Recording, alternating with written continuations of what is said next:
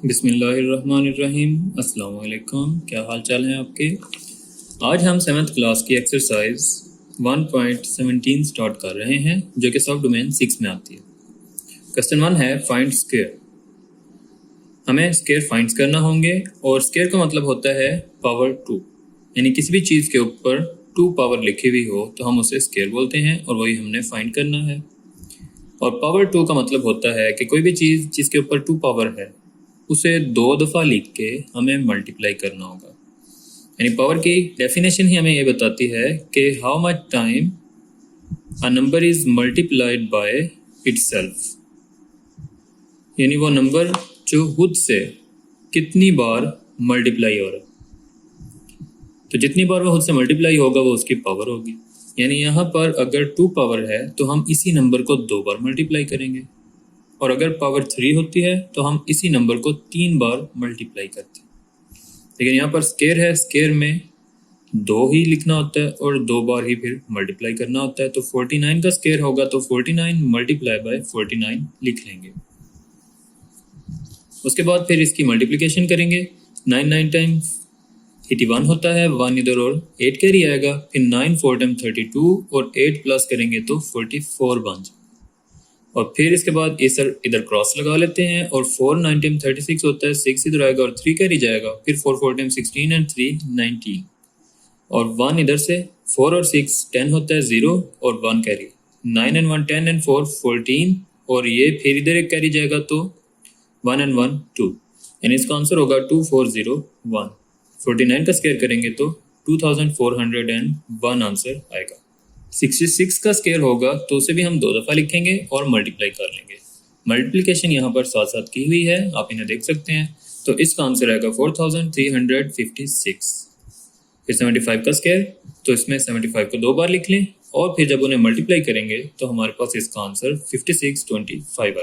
111 का स्क्वायर, तो उसके लिए इससे 2 दफ़ा लिख के मल्टीप्लाई करेंगे और जब मल्टीप्लिकेशन करेंगे तो हमारे पास आंसर आएगा 12321। 230 का स्क्वायर है तो 230 को 2 दफ़ा लिखते हैं और उसके बाद इन्हें मल्टीप्लाई कर लेते हैं।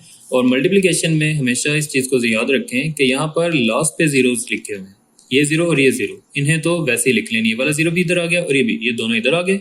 23 और 23 को मल्टीप्लाई कर लें तो उससे 529 आएगा, तो 529 इधर और ये 0, तो ये इसका आंसर होगा। 313 का स्क्वायर, तो इसे 313 को 2 दफ़ा लिखेंगे और उसको मल्टीप्लाई करें और उससे फिर हमारे पास ये आंसर आएगा। 279 का स्क्वायर है तो 279 को 2 दफ़ा लिखेंगे और उसे मल्टीप्लाई करेंगे और उससे फिर हमारे पास ये 77,841 आंसर आएगा। 400 का स्क्वायर है, 400 को 2 दफ़ा लिख लें और वैसे ही जैसे पहले किया है कि ये 2 0 और ये 2, ये 4 हो जाते हैं। चारों को यहाँ पर लिख लेंगे और 4 को 4 से मल्टीप्लाई कर लेंगे तो 4 4 टाइम 16, तो 1,60,000 इसका आंसर होगा। Question 2, check following is square और नॉट। यहाँ पर दिए गए क्वेश्चंस को हमने देखना है और बताना है कि ये स्क्वायर हैं या नहीं है। अब चूंकि हम लोग ये बात जानते हैं कि स्क्वायर जो है वो 2 पावर को बोलते हैं, यानी ऐसे नंबर जो 2 2 एक जैसे हों उन्हें मल्टीप्लाई करें तो वो स्क्वायर बनता है। यानी इस तरह से हम लिख सकते हैं कि अगर 2 का स्क्वायर है तो 2 के ऊपर 2 लिखेंगे और 2 को 2 बार लिख के मल्टीप्लाई करेंगे, यानी ये 2 होने चाहिए। ये 2 होंगे तो ये मिल के हमारे पास स्क्वायर बनाएंगे, और अगर वो 2 नहीं होंगे तो स्क्वायर भी नहीं बनेगा। तो हम यही चीज़ चेक करेंगे कि वो 2 2 बनते हैं या नहीं बनते। इस 900 को यहाँ पर लिखते हैं, इसकी फैक्टराइजेशन करेंगे और इसके सारे फैक्टर्स जो हैं वो फाइंड कर लेंगे। और फैक्टराइजेशन को समझने के लिए आपको 6 क्लास की एक्सरसाइज 1.2 वाली वीडियो को देखना चाहिए, उधर इसकी डिटेल में एक्सप्लेनेशन मौजूद है। तो हम इसमें चेक करेंगे कि 2 के टेबल में 9 से पीछे वाला जो नंबर है वो कौन सा है। तो वो 2 4 टाइम 8 होता है, ये 9 है तो 9 से पहले 8 आएगा और वो 4 टाइम आएगा। 2 4 टाइम 8, यहाँ से 1 इधर आ जाता है क्योंकि ये 9 है तो 8 हमने निकाल लेना है और पीछे 1 रह जाएगा तो वो इसके साथ मिलके 0 बनाएगा। 2 5 टाइम 10 और ये 0 नीचे आ जाएगा। फिर 2 2 टाइम 4, 2 2 टाइम 4, इधर से 1 इधर आएगा और ये 10 बनेगा। 2 5 टाइम 10, फिर 3 से करेंगे क्योंकि अब ये 2 से नहीं होता तो 3 से कर लें। फिर 3 7 टाइम 21, ये 22 है, इधर से 1 आएगा वो इसके साथ मिलके से 15 बनाएगा और 3 5 टाइम 15। फिर 3 से करेंगे 3 2 टाइम 6, ये 7 है, इधर से एक बचेगा वो इधर आ जाएगा तो फिर 3 5 टाइम 15। अब ये 3 से नहीं होता, अब हम इसे 5 से करेंगे। 5 5 टाइम 25 और 5 1 टाइम 5। ये हमारे पास इसके फैक्टर्स आ गए 2 2 3 3 5 5। और वो फिर हम यहाँ पे तरतीब से लिख लेते हैं। ये 2 multiply 2 multiply 3 multiply 3 multiply 5 multiply 5। और फिर हम इसको चेक कर लेंगे, 2 2 देख लेंगे, हम इनके पेयर्स बनाएंगे, यानी चेक करेंगे कि क्या ये 2 2 हैं या नहीं है। तो ये 2 हो गए, ये भी 2 हो गए, ये भी 2 हो गए। जितने भी लिखे हुए हैं वो सारे पेयर्स बना रहे हैं और 2 2 की फॉर्म में मौजूद है हमारे पास। तो अगर ये ऐसा हो जाएगा तो हम कहेंगे कि ये स्केयर है। और अगर हमारे पास कोई ऐसा क्वेश्चन आ जाए जिसके अंदर कोई नंबर ऐसा मिल जाए जो 2 की फॉर्म में नहीं है, यानी ये 3 भी एक ही दफ़ा लिखा, 19 भी एक दफ़ा ही लिखा हुआ है, ये तो पेयर नहीं बना रहे, तो ऐसे में ये स्केयर नहीं होगा, लेकिन ये वाला स्केयर हो जाएगा। सेकंड पार्ट 912, इसे इधर लिखेंगे, फैक्टराइजेशन करेंगे और इससे हमें इसके फैक्टर्स मिल जाएंगे। वो यहाँ पे लिख लें 2 2 2 2, ये 2 2 2 और फिर 319 इधर आएगा। ये भी पेयर बना रहे हैं, ये भी पेयर बना रहे हैं, लेकिन ये दोनों तो अलग अलग हैं, इनके पेयर नहीं बन रहे। तो जब इनके पेयर ही नहीं बन रहे तो ये स्केयर नहीं होगा। फिर 1764 है, इसकी फैक्टराइजेशन करेंगे और जो फैक्टर्स मिलेंगे वो यहाँ पर लिख लें। तो अब इसमें भी 2 भी पेयर बनाता है, 3 भी पेयर बनाता है, 7 भी पेयर बना लेता है, सारे फैक्टर्स के पेयर्स बन रहे हैं, तो ये स्केयर होगा। 1600, तो इसकी फैक्टराइजेशन करेंगे। आप इन फैक्टराइजेशन को यहाँ पर सॉल्व हुई है, देख सकते हैं साथ ही। और फिर उसकी पेयरिंग करेंगे तो ये भी सारे पेयर्स बन जाते हैं। तो जब ये सब पेयर्स बनेंगे तो ये स्केयर होगा। 1650, इसकी फैक्टराइजेशन करेंगे और फैक्टर बना लेंगे। फिर फैक्टर्स को यहाँ पर लिख लेते हैं। ये हमारे पास 2 3 5 5 11 आए हैं, जिनमें से सिर्फ 5 का पेयर बनता है, 2 3 और 11 का तो पेयर ही नहीं बनता। तो जब इनके पेयर नहीं बनेंगे तो ये भी स्केयर नहीं होगा। 2100, इसकी फैक्टराइजेशन करते हैं और इसके फैक्टर्स निकाल लेते हैं। फैक्टर्स में से हमारे पास एक ये 3 और एक ये 7, ये दोनों पेयर नहीं बना रहे, तो जब इनके पेयर नहीं बनेंगे तो ये भी स्केयर नहीं होगा। 3025, इसकी भी फैक्टराइजेशन कर लेंगे और ये दोनों हमारे पास पेयर्स बना देते हैं। तो जब इनके पेयर बनेंगे तो ये भी स्केयर हो जाएगा।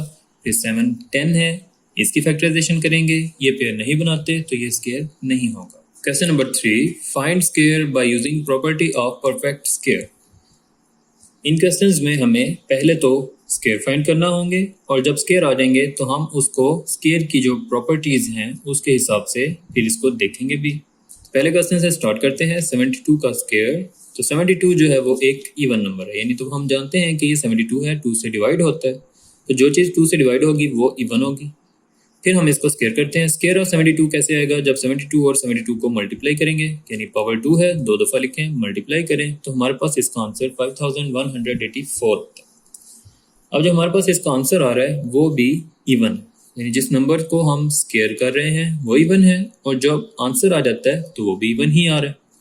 तो ये स्केयर की एक प्रॉपर्टी होती है, परफेक्ट स्केयर की प्रॉपर्टी के square of even number is also even. जब हम किसी इवन नंबर का स्केयर करेंगे तो आंसर भी इवन ही आएगा। 80 का स्केयर, अब 80 भी इवन नंबर होता है, तो हम इसको जब स्केयर करते हैं 2 दफ़ा लिख के मल्टीप्लाई कर लेंगे और उससे हमारे पास 6400 आएगा। अब जो नंबर हम जिसको स्केयर कर रहे हैं वो इवन है और उसका आंसर भी इवन है, तो हम लिखेंगे so square of even number is even. 63 is odd, यानी बात आप जानते हैं कि ये ऑड है और जब हमने इसको स्केयर करना है तो फिर हम इसको 2 दफ़ा लिखेंगे और मल्टीप्लाई कर देंगे, तो उससे जो आंसर आएगा वो भी ऑड ही आएगा। तो ये भी परफेक्ट स्केयर की प्रॉपर्टी है कि square of odd number is also odd. 355 is odd, ये ऑड है, हम इसका स्केयर करते हैं और आंसर भी हमारे पास फिर ऑड ही आ जाता है, तो हम लिख देंगे so square of odd number is odd. 524 का स्केयर, तो इस नंबर के लास्ट पे हमारे पास 4 आ रहा है, यानी जो ये डिजिट है लास्ट पे वो 4 है। तो ऐसे में हम इसको जब स्केयर करेंगे तो हमारे पास आंसर में जो लास्ट डिजिट आएगा वो आएगा 6, यानी स्केयर लेते हैं 524 का, जब इसे 2 दफ़ा लिख के मल्टीप्लाई करते हैं तो हमें इसके लास्ट वाले नंबर पे 6 मिलता है। तो परफेक्ट स्केयर्स की प्रॉपर्टीज में ये भी शामिल है कि अ नंबर एंड्स विद 4 और 6, यानी ऐसा नंबर जिसके लास्ट पे 4 है या 6 है, जैसे ये नीचे वाला है, ये इसके लास्ट पे 4 और इसके लास्ट पे 6 है। अगर कोई भी ऐसा नंबर जो 4 या 6 पे एंड हो रहा है तो उसके स्केयर का एंड जो है वो 6 पे होगा। यानी इसका स्क्वायर जो है वो भी 6 पे आ रहा है, और जब हम इसका स्क्वायर लेते हैं तो ये भी हमारे पास 6 ही इसके एंड पे भी आ रहा होगा। तो ये भी परफेक्ट स्क्वायर की प्रॉपर्टी है। तो आप लिखेंगे कि सो अ नंबर एंड्स विद 4 और 6, इट्स स्क्वायर एंड्स विद 6, यानी जब हम इसका स्क्वायर करेंगे तो लास्ट पे 6 आएगा। ऐसे ही फिर ये वाला भी है, हमारे पास इस नंबर के लास्ट पे 6 है, तो जब हम इसका स्क्वायर करते हैं तो इसके आंसर में भी हमारे पास 6 ही आएगा। तो इधर लिखेंगे अ नंबर एंड्स विद 4 और 6, यानी वाला नंबर तो 6 से एंड हो रहा है, तो जब हम इसे स्क्वायर करेंगे तो इसके आंसर में भी एंड पे 6 आएगा। 821 का स्क्वायर, अब इधर 821 जो है वो 1 पे एंड हो रहा है, तो जब हम इसे स्क्वायर करेंगे तो इसका आंसर जो है वो भी 1 पे ही एंड होता है, यानी 821 और 2 दफ़ा लिख के मल्टीप्लाई करेंगे, इसका आंसर आ जाएगा। अब हमारे पास जो वैल्यू है जिसका हमने स्क्वायर करना है वो 1 पे एंड होती है, और जब आंसर आता है तो वो भी 1 पे ही एंड हो रहा है। और परफेक्ट स्क्वायर की प्रॉपर्टी इधर क्या हमें बताती है कि नंबर दैट एंड्स विद 1 और 9, यानी ऐसा नंबर जो 1 पे एंड हो रहा है या फिर 9 पे एंड हो रहा है, जब उसे हम स्क्वायर करते हैं तो उसके लास्ट पे हमारे पास हमेशा 1 ही आएगा, यानी इस वाले नंबर के लास्ट पे भी 1 आएगा और इसके लास्ट पे भी जब स्क्वायर करेंगे तो 1 आएगा। तो ये परफेक्ट स्क्वायर की एक और प्रॉपर्टी है यहाँ पर, इसे भी आप जहन में रखें। 629 का स्क्वायर, 629 एंड्स विद 9, अब अगर वो 9 पे एंड होगा या 1 पे तो लास्ट पे तो 1 ही आना चाहिए, तो जब इसको 629 को 629 से मल्टीप्लाई करेंगे तो ये इसका स्क्वायर बनता है जो कि 1 पे जाके एंड होगा, तो ये फिर परफेक्ट स्क्वायर की प्रॉपर्टी है। 0.33 का स्क्वायर है, तो 0.33 एक डेसिमल वैल्यू है जो कि 1 से लेस है, यानी ऐसी वैल्यूज जिनके पॉइंट से पहले वाली वैल्यू, यानी पॉइंट से पहले ये 0 है ना, तो अगर ये 0 है तो ये 1 से लेस होगी, और अगर कोई ऐसी वैल्यू जिसके पॉइंट से पहले वाली वैल्यू जो है वो फॉर एग्जांपल हम ये लिख लेते हैं, तो ये तो 1 से बड़ी होगी क्योंकि ये 4 लिखा हुआ है, और ये 0 है, ये 1 से छोटी, यानी हमारे पास जो क्वेश्चन है वो 1 से लेस डेसिमल वैल्यू है, डेसिमल पॉइंट वाली वैल्यू को बोलते हैं। तो 0.33 is decimal less than 1। Square of 0.33 जब हम इसे 2 दफ़ा लिखेंगे और मल्टीप्लाई करेंगे तो उससे हमें इसका स्क्वायर मिलेगा, और आंसर हमें मिलता है 0.1089। अब परफेक्ट स्क्वायर की प्रॉपर्टी यहाँ पे है कि जो ये आंसर है ये स्मॉलर होगा इससे, यानी जब हम किसी ऐसी डेसिमल का स्क्वायर करें जो 1 से लेस हो, यानी ये डेसिमल जो 1 से लेस है इसका हम स्क्वायर लेते हैं तो वो स्क्वायर पहली वैल्यू से छोटा हो जाता है, ये बड़ी वैल्यू होगी, स्क्वायर जब लेंगे तो वो उससे छोटा हो जाएगा। ये 1 है पॉइंट के फ़ौरन बाद, और ये पॉइंट के फ़ौरन बाद 3 है, 3 बड़ा होता है और 1 छोटा होता है, यानी जब भी हमने डेसिमल को कंपेयर करना होता है तो हम इन्हें इस तरह लिख के देखते हैं, ये 3 है और ये है 0.1089। अब यहाँ पे ये नहीं देखना आपने कि ये 33 है और ये 1000 है तो ये बड़ा होगा, ऐसा नहीं होता। यहाँ पर 4 डिजिट्स हैं तो हम इसे भी पहले 4 डिजिट्स बनाते हैं। अब आप इसे देखें तो ये 1000 और ये 3000 बनता है तो वो बड़ा होगा, या फिर आप ये देखेंगे कि पॉइंट के फ़ौरन बाद जो वैल्यू है ये इसको और इसको कंपेयर करना है, और उससे नेक्स्ट वैल्यू को, फिर उससे नेक्स्ट और उससे नेक्स्ट, सबसे पहले ही हमें बता रही है कि कौन सी बड़ी और कौन सी छोटी है, तो 3 बड़ा होता है तो ये वैल्यू बड़ी होगी और ये स्केयर लेने के बाद वाली वैल्यू छोटी हो जाएगी। तो ये यहाँ पे हम लिख लेंगे कि जो 0.33 है वो बड़ा है 0.1089, यानी जो स्केयर है वो क्वेश्चन वाली वैल्यू से छोटा होता है, वो स्मॉलर होता है। 0.18 का स्केयर, अब आप ये देख सकते हैं यहाँ पर भी 0 है तो ये भी 1 से लेस डेसिमल वैल्यू, यानी ये 0.18 जो है वो 1 से लेस है, इसका हम स्केयर करेंगे तो ये 0.032 बन जाएगा, यानी यहाँ पे आप देख सकते हैं 0 के बाद 1 है, पॉइंट के बाद सॉरी ये पॉइंट के बाद 1 है और यहाँ पर पॉइंट के बाद 0 है तो ये और छोटी हो जाएगी, ये 1 और ये 0 छोटा होता है, तो हम लिखेंगे सो 0.032 इज स्मॉलर देन 0.18, या फिर इस तरह लिख लें कि 0.18 जो है वो बिगर है इससे। 0.23 का स्केयर, तो ये भी एक ऐसी डेसिमल है जो 1 से लेस है, तो इसे 2 दफ़ा लिख के मल्टीप्लाई करेंगे तो जो आंसर आएगा वो छोटा हो जाएगा, यानी ये 0.2 है और ये 0.0, तो ये फिर आप लिखेंगे कि जो स्केयर है वो स्मॉलर होगा क्वेश्चन से। 0.04 का स्केयर, ये डेसिमल भी 1 से लेस है, हम इसको स्केयर करते हैं हमें 0.0016 मिलता है, तो आप देख सकते हैं कि इधर भी ये ऐसे ही है जैसे ये 0.04 है और जब स्केयर करते हैं तो बनते 0.0016। तो हम इन्हें इस तरह एक एक नंबर करके कंपेयर करेंगे, ये भी 0 ये भी 0, इधर से तो नहीं पता चलता, लेकिन जब नेक्स्ट वाले नंबर पे जाते हैं तो ये 0 और ये 4 है, तो 4 बड़ा होगा, यानी ये नंबर बड़ा होगा, ये छोटा हो जाएगा, ये बड़ा ये छोटा। तो हम लिखेंगे 0.0016 इज स्मॉलर देन 0.04। इधर अगर हमारे पास कोई ऐसी डेसिमल वैल्यू आ जाती है जो 1 से ग्रेटर हो, यानी ये वाली तो डेसिमल वैल्यूज 1 से लेस है, अगर हमारे पास कोई ऐसी वैल्यू आती है जो 1 से ग्रेटर हो और फिर हम उसका स्केयर करते हैं तो उसका आंसर जो है वो क्वेश्चन से बड़ा हो जाता है, यानी वो स्केयर बड़ा हो जाएगा। नेक्स्ट पार्ट है 14/16। अब हम ये देखेंगे कि 14/16 जो है वो एक प्रॉपर फ्रैक्शन है। प्रॉपर फ्रैक्शन उसे बोलते हैं जिसमें ऊपर वाली वैल्यू जो है वो छोटी होती है और नीचे वाली वैल्यू बड़ी होती है। और यहाँ पे 14 ऊपर है और 16 नीचे है, तो ये प्रॉपर फ्रैक्शन होगी। जब हम इसका स्केयर करते हैं, इसे 2 दफ़ा लिखेंगे और मल्टीप्लाई करेंगे तो 14 और 14 से 196 आता है और 16 और 16 से 256 आता है, यानी इसका स्केयर हो गया।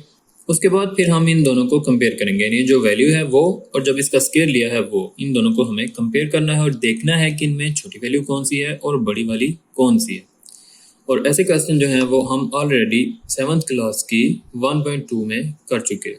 इधर हमने इसको क्रॉस मल्टीप्लिकेशन से किया हुआ है कि अगर हमने इन दोनों को देखना है कि इनमें कौन सी छोटी है कौन सी बड़ी है, तो आप इन्हें क्रॉस मल्टीप्लाई कर सकते हैं। क्रॉस मल्टीप्लिकेशन कैसे होगी कि ये 16 और 196 इन दोनों को मल्टीप्लाई करेंगे, ये 14 और ये 256 इन दोनों को मल्टीप्लाई कर लें, यानी 14 इधर ही रहेगा और ये वैल्यू इधर ऊपर जाके मल्टीप्लाई होगी, 196 इधर रहेगा, 16 ऊपर जाके इसके पास मल्टीप्लाई हो जाएगा।